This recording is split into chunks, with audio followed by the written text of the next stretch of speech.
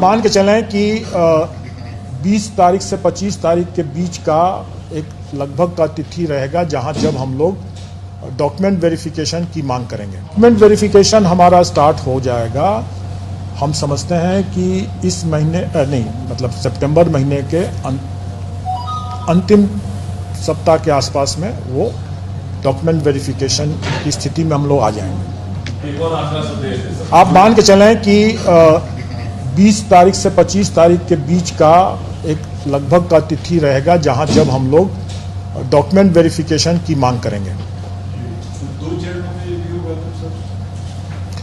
Document verification कई चरणों में होगा क्योंकि हमारी वैकेंसी जो है 1,70,000 है और हमारे जिला सिर्फ 38 है।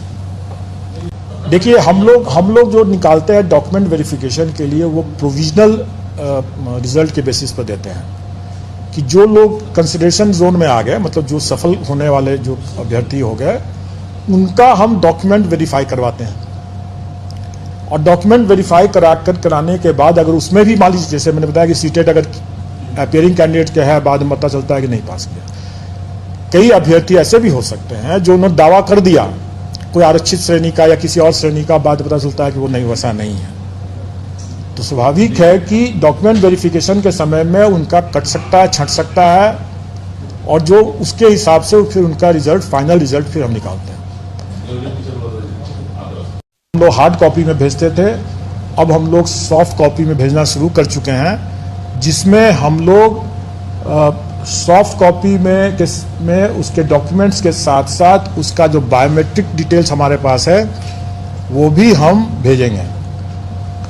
तो अब अभ्यर्थी नौकरी पाने के बाद भी वो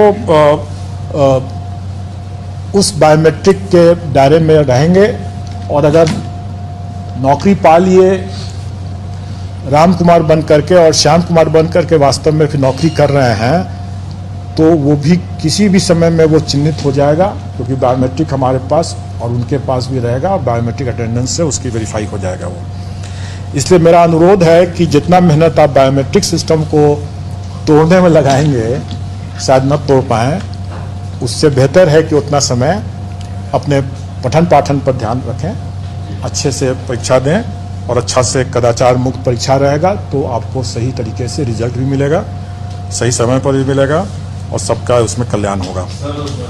अच्छा कि आपने ये प्रश्न पूछ दिया, एक पॉइंट छूट गया था मेरा।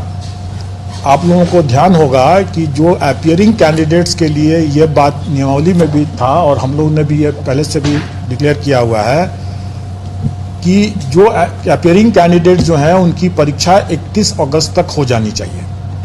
ये तो पहला शर्त है।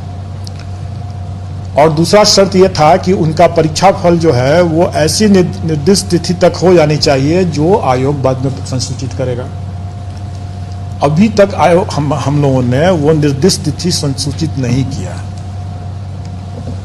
अभी तक वो निर्दिष्ट तिथि संसूचित नहीं किया है, क्योंकि अभी तक हमारे पास ये नहीं था कि हम परीक्षा फल कब तक घोषित कर पाएंगे, क्योंकि वो आंकड़े हमारे पास नहीं थे उस समय, जिस समय हम लोग आवेदन आमंत्रित कर रहे थे। कितने कैंडिडेट्स अपियर करते होते हैं, कितनी संख्या में हमारे पास आता है मामला, OMR की हमारे स्कैन करके रिजल्ट निकालने की क्या क्षमता हमारी हो पाएगी, ये सब चीज़ थोड़ा सा अभी क्लियर नहीं था। इसीलिए हम लोगों ने वो तिथि नहीं बतलाया कि रिजल्ट हम कब घोषित करेंगे, क्योंकि रिजल्ट घोषित करने के पहले हमें उनका वो सर्टिफिकेट की जरूरत पड़ेगी। सीटेट जो अपियरिंग कैंडिडेट होंगे या जो बीएड के जो अपियरिंग कैंडिडेट होंगे, जो अपनी पात्रता उनके अपियरिंग जो एग्ज़ाम जिसमें वो किए हैं उसके परीक्षा फल पर आधारित होगा, उनके लिए भी हम लोग इसको सुरक्षित तो रखेंगे लेकिन डिक्लेयर नहीं करेंगे। अब रही बात कि उनको अंतिम तिथि क्या मिलेगा, जिस तिथि तक उनका संशय दूर हो जाना चाहिए या उनका एग्ज़ाम का रिजल्ट आ जाना चाहिए। डॉक्यूमेंट वेरिफिकेशन की जो तिथि होगी वही तिथि हमारी अंतिम तिथि होगी। डिप्लोमाधारी वालों का तो बिल्कुल रिजल्ट सितंबर में ही आ जाएगा। यस यस यस, मैंने क्या कहा, जिसका संशय नहीं है उनका रिजल्ट भी सही हम निकाल देंगे। जिनका संशय रहेगा, तो जैसा संशय रहेगा, जिस स्तर पर मामला लंबित है उस स्तर से निर्देश लेकर के ही हम निकालेंगे। जो कई जगह मतलब दुष्प्रचार ये चल रहा था कि बीएड अभ्यर्थी 5 लाख हैं या 6 लाख हैं, कुछ लाख हैं। मैं तो यह कहूँगा कि एज लॉन्ग एज जो माननीय सर्वोच्च न्यायालय ने कहा कि आपके पास में पर्याप्त डिप्लोमाधारी अभ्यर्थी हैं, मतलब कि अगर हमारे पास 80,000 वैकेंसी है, हमारे पास 80,000 कैंडिडेट्स भी अगर डिप्लोमाधारी रहते तो भी मैं परीक्षा कराता। अभी तो वर्तमान में हमारे पास 80,000 नहीं, हमारे पास 3,80,000 है।